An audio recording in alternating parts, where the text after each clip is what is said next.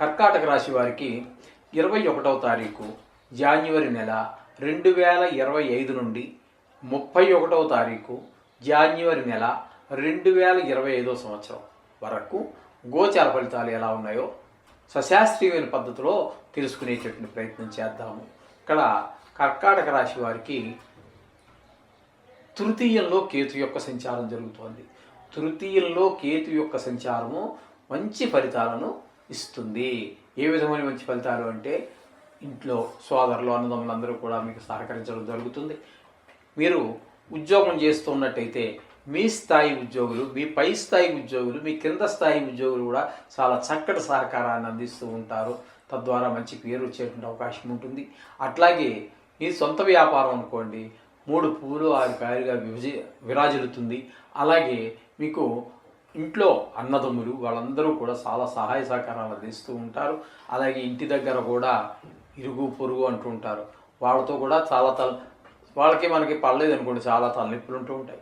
వాళ్ళకి మనకి క్లోజ్గా ఉన్నాం అనుకోండి, సొంత అన్నదమ్ముల్లాగా, సొంత కుటుంబ సభ్యుల్లాగా ఒకరికొకరు ఎంతో సహకరించుకోవడం జరుగుతూ ఉంటుంది. సర్వసామాన్యంగా మీ అందరికీ అనుభవమయ్యే విషయాలన్నీ కూడా, ఆ విధమైనటువంటి అనుభవాలన్నీ కూడా ఈ కేతువు 3వ స్థాన సంచారం వల్ల మనకి ఆ విధమైన ఫలితాలన్నీ కూడా మనకు అనుభవంలోకి వస్తూ ఉంటాయి. ఈ విధంగా కేతు సంచారం చూపించుకోవాలి. ఇకపోతే బుధుని యొక్క సంచారం కనుక మనం చెప్పుకోవాలి అంటే 6, 7 స్థానాలలో బుధుని యొక్క సంచారం జరుగుతూ ఉన్నది.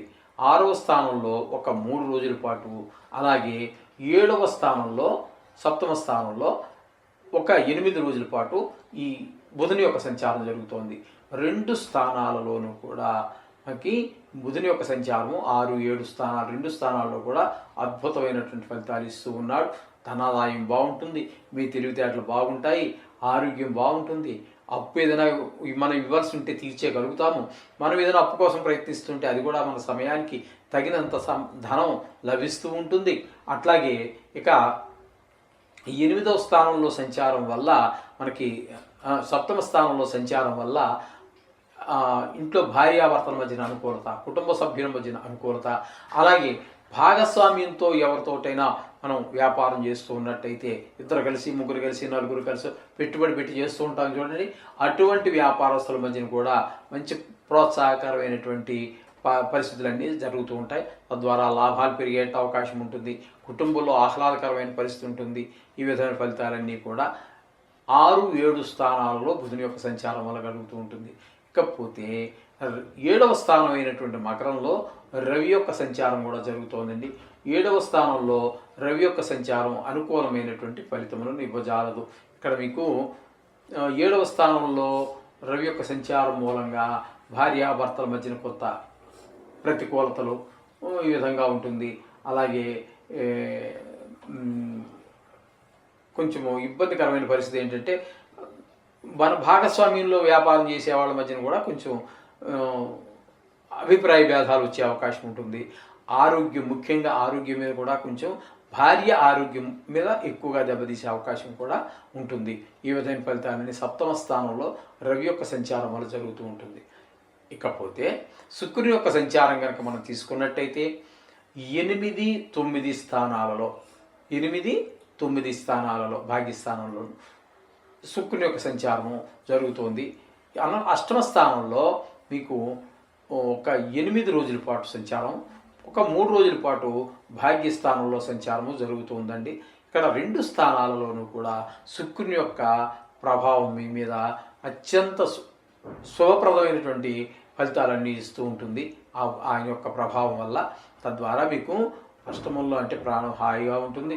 అలాగే మంచి శుభవార్తలు వింటూ ఉంటారు. మిమ్మల్ని చాలామంది ఆదరిస్తూ ఉంటారు. కొంచెం మంచి మీకు ధనాదాయం పెరిగే అవకాశం కూడా ఉంటుంది 8వ స్థానంలో. అలాగే భాగ్యస్థానంలో సంచరించే 3 రోజులు కూడా మీకు ధనాదాయం బాగుంటుంది. అలాగే ఈ లలిత కళలో అయినటువంటి సంగీతం కావచ్చు, సాహిత్యం కావచ్చు, నృత్యం, శిల్పం ఇట్లాంటివి ఎందులో మీకు ప్రవేశం ఉన్నా మంచి అవకాశం ఉంటుంది, ప్రోత్సాహం లభిస్తుంది. ముఖ్యంగా సినీ రంగంలో వారికి, టీవీ రంగంలో వారికి, సోషల్ మీడియాలో ఉన్నటువంటి వారికి అనుకూలమైనటువంటి ఫలితాలన్నీ కూడా వస్తూ ఉంటాయి.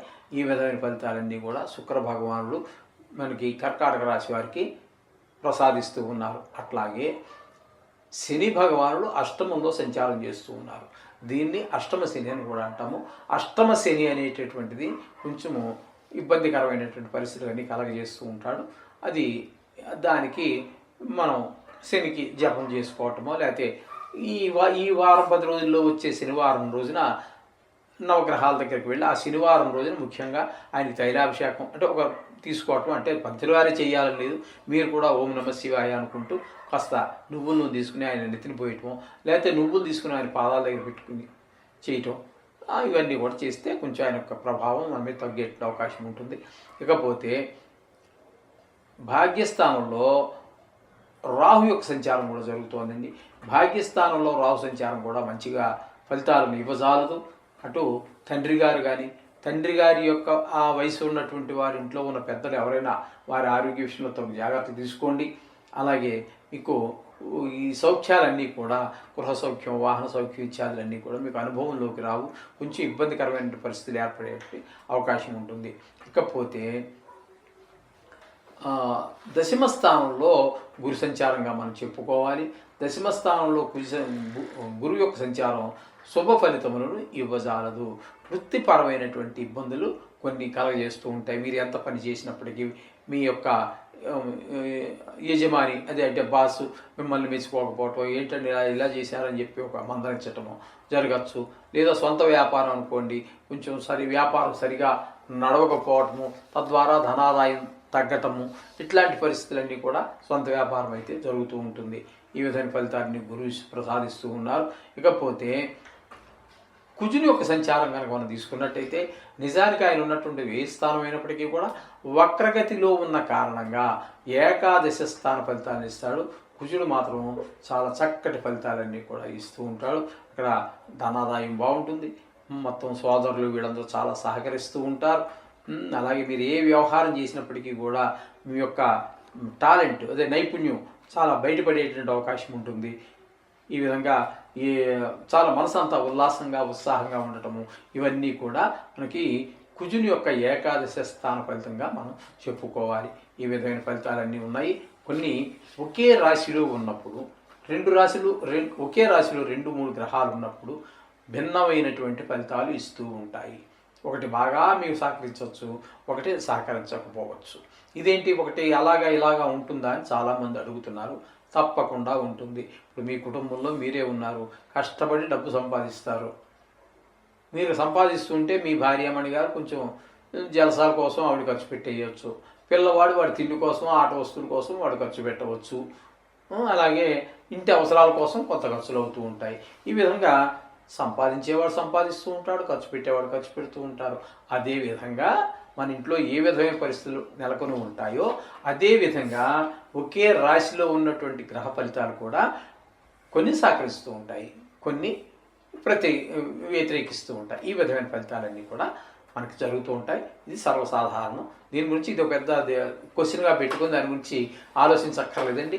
మీకు వచ్చిన డౌట్ ఏదైనా ఉన్నట్టయితే మమ్మల్ని ప్రశ్నించండి.